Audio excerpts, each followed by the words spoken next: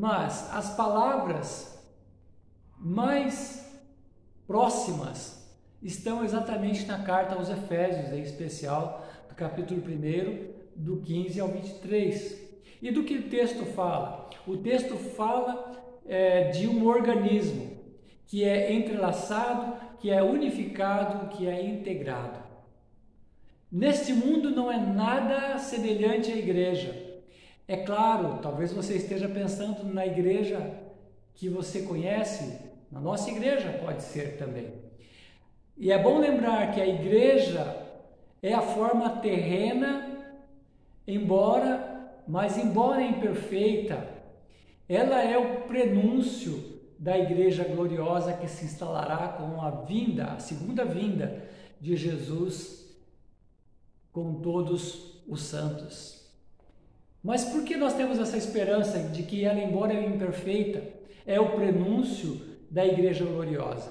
Porque o Senhor Jesus mesmo prometeu em Filipenses 1:6 que Ele começou a boa obra em nós e há de completá-la até o dia de Cristo Jesus.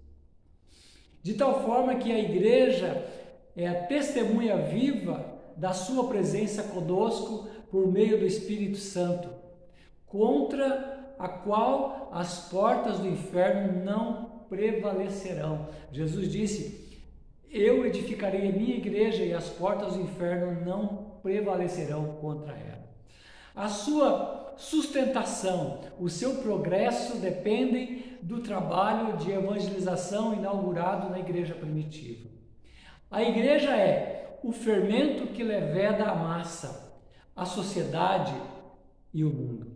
E qual a sua missão? A sua missão foi definida pelo próprio Cristo antes da sua ascensão. Ele disse: vão e façam discípulos de todas as nações. Mateus 28:19. Por quê? Porque nós temos essa ordem. Nós vemos que muitas vezes isso não acontece plenamente, porque em algumas situações o que nós vemos é que os cristãos realçam muito mais o saleiro. Que saleiro é esse? O saleiro é a igreja. Jesus disse: vós sois o sal do mundo. Então, aí por correlação, nós diríamos, a igreja é o saleiro, né? Então, o que nós temos visto é que muitas vezes, nos nossos dias, nós estamos realçando mais o saleiro do que o sal, quando nós deveríamos enfatizar o sal agindo, salgando, dando sabor, evitando que a sociedade caminhe para um apodrecimento. Mas a igreja tem problemas, e muitas vezes são problemas que fazem com que as pessoas percam o amor e a confiança no saleiro. Muitas vezes nós encontramos pessoas que já foram frequentadores de comunidades cristãs e se percebe nela que são pessoas muitas vezes feridas. Aí a pergunta que a gente faz: mas quem nunca foi ferido dentro do ambiente comunitário? Não deveria ser assim. Mas muito mais do que isso, muitos já foram perseguidos, caluniados e perseguidos muitas vezes de uma forma velada. Muitas pessoas se tornaram vítimas de uma verdade dita sem amor. A Bíblia diz que a gente deve falar a verdade. Sim, devemos falar a verdade, mas devemos falar a verdade em amor, diz a Bíblia. E muitos se tornaram vítimas de uma verdade sem amor. E isso cria problemas, isso cria dificuldades. O saleiro foi feito especialmente por Cristo, e Cristo não desiste de ninguém. A razão da igreja não está nela, mas nele, em Jesus. E mais, Jesus continua agindo na igreja nesses dias atuais. E a igreja, ela não será um dia como ela é hoje. Hoje você olha e vê com tristeza algumas coisas na igreja, mas Jesus está trabalhando, Cristo está trabalhando, agindo na igreja, e um dia sim nós podemos crer e enfatizar que a igreja não será o que ela é hoje. Um dia ela será aquilo que Cristo planejou para que ela fosse desde a eternidade. Tem uma frase conhecida dos cristãos, eu diria que um pouco mais conhecida pelos cristãos católicos, é um pequeno extrato da oração de São Francisco de Assis. Ele diz: Senhor, faz de mim um instrumento da tua paz. E essa é a pergunta. Nós podemos dizer que nós somos instrumentos da paz que Jesus quer estabelecer nos relacionamentos? Não há como não enxergar a importância da comunhão entre os cristãos. Tem uma canção no nosso meio, um cântico muito simples, que fala: eu preciso de você, você precisa de mim, nós precisamos de Cristo até o fim. Eu vou dar uma palhinha aqui, mas eu não sou muito bom nisso. A canção diz assim: eu preciso de você, você precisa de mim, nós precisamos de Cristo até o fim, sem cessar. Aí vai a canção. Eu preciso de você, você precisa de mim. E em João 17, Jesus intercedeu pela igreja do futuro. E qual foi a ênfase dele? A ênfase dele está nos versos 20 a 23. A ênfase dele foi a unidade.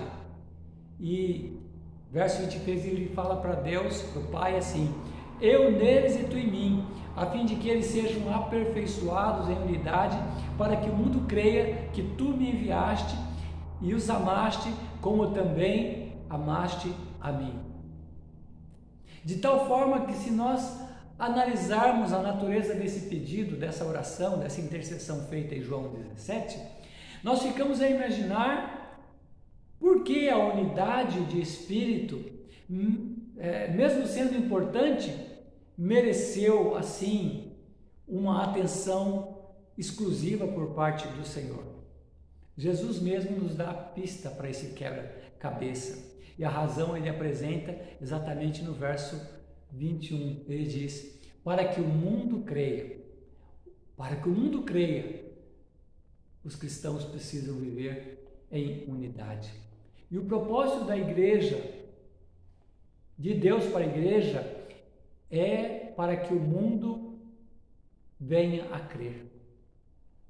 O poder do testemunho, obviamente, não é algo que a igreja possui como se fosse um pacote separado. Não, ele não pode existir por si só. A igreja convence os homens que existe um Deus no céu e manifesta aquilo que apenas um Deus santo quer e pode fazer, isto é, unir seres humanos no amor divino. Onde existir esta marca de unidade, o amor, o mundo será convencido. Milagres de cura, grandes reuniões, pregações, grandes organizações. Tem o seu lugar, claro, tem o seu lugar, mas nada existe que convença mais as pessoas a respeito do céu e que desperte o anseio delas por ele do que conhecer pessoas, cristãos que se amam uns aos outros. E aí nós poderíamos reler os versos 20 a 21 e reconhecer que, como discípulos, Nós nos alegramos, nós choramos como uma família, a família da fé, e somos desafiados a levar as cargas uns dos outros. Somos chamados a depositar a verdade e a esperança dele nos corações, mas devemos também almejar por laços relacionais. Mas e como fazemos para criá-los? Para criá-los, nós precisamos aceitar as imperfeições humanas, inclusive as minhas. Eu preciso reconhecer que eu não sou perfeito. Eu contei uma ilustração aqui, muito breve, de uma pessoa que em dado momento se percebeu insatisfeito com a comunidade que ele frequentava, e ele foi até o pastor e disse: pastor, foi bom te conhecer, mas eu estou indo embora, eu quero encontrar uma igreja perfeita para congregar. Aí o pastor teria dito para ele: tudo bem, irmão, mas me faz um favor, quando você encontrar a igreja perfeita, por favor, não entre nela. Ou seja, a ideia aqui é: nós somos imperfeitos, nós não vamos encontrar uma igreja perfeita aqui. Ela é o prenúncio da igreja gloriosa, mas ainda ela é uma igreja que tem as suas dificuldades. E Deus quer nos enviar para trazer uma mensagem. Deus quer nos enviar para trazermos palavras positivas e de incentivo que superam comentários cáusticos que de repente alguém já ouviu. E como a gente percebe isso na nossa comunidade? Pessoas que não medem esforços de fazer comentários cáusticos e não se importam em machucar os outros. Nós precisamos ser aquelas pessoas que vão ajudar na restauração dessa ferida com palavras positivas e de incentivo que superam esses comentários que são tão danosos para a vida das pessoas. Essas pessoas que fazem comentários cáusticos, elas precisam também de compaixão. Precisam de compaixão e precisam do amor do Pai. Devemos orar por elas. Isso também Deus tem planejado para nós. Certa feita, uma cristã do passado disse que quando Deus ambiciona o melhor para nós, é que Ele é muito mais sensível a nós mesmos do que nós, na verdade, somos. É por isso que nós temos que ouvir aquilo que Deus tem para falar para nós. Muitos cristãos ao longo das gerações foram usados por Deus para convencer e converter milhares e centenas de pessoas. E a minha conclusão aqui é: você deseja ser usado por Deus na conversão de 100 ou mais pessoas? Você deseja ser usado por alguém que seja um encorajador de outras pessoas na fé? Que Deus realmente te use, que Deus nos use para continuar semelhando o Evangelho e viver esse Evangelho. Por quê? Porque o Evangelho que converte. E nossa palavra nos últimos encontros foi que nós somos cristãos e precisamos viver em contentamento, em comunhão e proclamação. Amém? A minha oração é que o Senhor nos use para levar a mensagem do Evangelho para cada pessoa que o Senhor tem colocado aos nossos alcances. E que o Espírito Santo convença o nosso coração da urgência de levar o Evangelho aos perdidos. Amém? Fique na paz. Esse foi um resumão daquilo que nós conversamos domingo. A igreja, que é um organismo entrelaçado, unificado e integrado, ela não é perfeita, ela será perfeita. Ela é o prenúncio da igreja gloriosa. E eu louvo a Deus porque muitos estão vindo fazer parte dela. E você que faz parte dela deve glorificar a Deus e deve buscar viver cada vez mais de maneira comprometida com o seu reino e a sua palavra. Amém? Fica na paz, na graça do Senhor Jesus. Grande abraço!